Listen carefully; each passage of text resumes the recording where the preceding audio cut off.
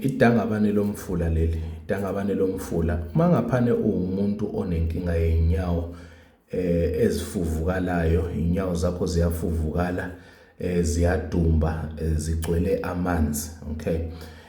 Into eyenzayo uthola idangabane leli lomfula, ubese uthola ugobho, ubese uthola ibhuma. Zonke lezi zinto zimile emfuleni. Thathe konke lokhu ugxobe ukufake emanzini abandayo, ukusokhe nje emanzini abandayo for 24 hours. Emveni kwalokho ubese uyakusefa kahle, bese uyakuphuza, uphuze kubanda,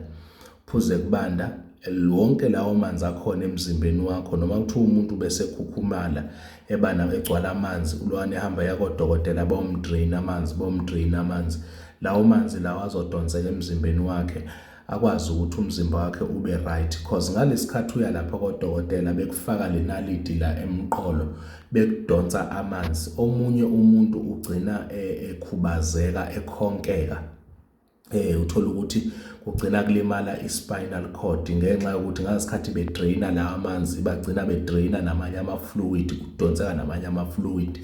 Ngiyayazi le nto ibuhlungu makuthi yenziwa. Omunye umuntu angazitshela ukuthi it's something that is soothing, that is comforting emzimbeni, but ibuhlungu ngoba izinaliti zifakwa between ispine bese kuyadonswa ke lamanzi, kuzogcina ku-affecteka ke ezinye izinto ezithile.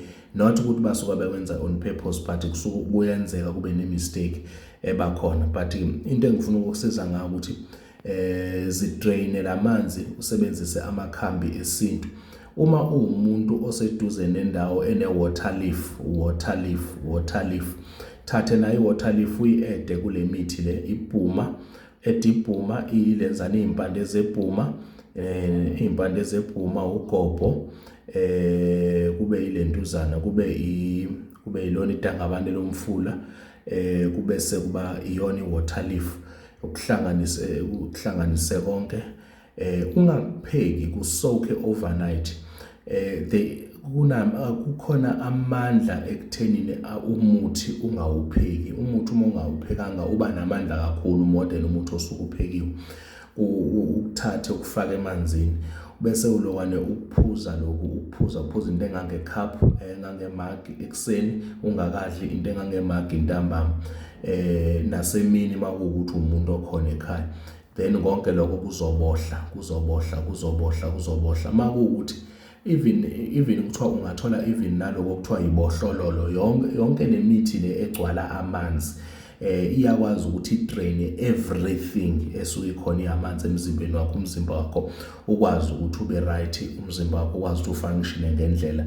Even kuthiwa unesifo senhliziyo, inhliziyo igcwele amanzi, le mithi le ngikubalela yona uma uyihlanganisile izokwazi ukuthi ikusize. Kuthiwa inhliziyo yakho igcwele amanzi, kufanele uyodrainwa amanzi ngisho nasemaphashini, amaphaphu agcwele amanzi. Then mawuphuza le mithi izokwazi ukuthi kusize idraine konke lokho okukhona emzimbeni wakho, ukwazi ukuthi uphile kahle. Because kusuke kuwukuthi amanzi asuke egcwele emaphashini, ugcina ungakwazi ukuphefumula kahle, ugcina uba umuntu ongathi uyagqunqa nasemzimbeni, mhlawumbe nesibindi naso sigcwele amanzi. So yonke leyo nto leyo izokusiza ke lo mithi, ibohlololo, idangabane lomfula, ugobho, ibhuma, kube i-water leaf makuwukuthi ikhona.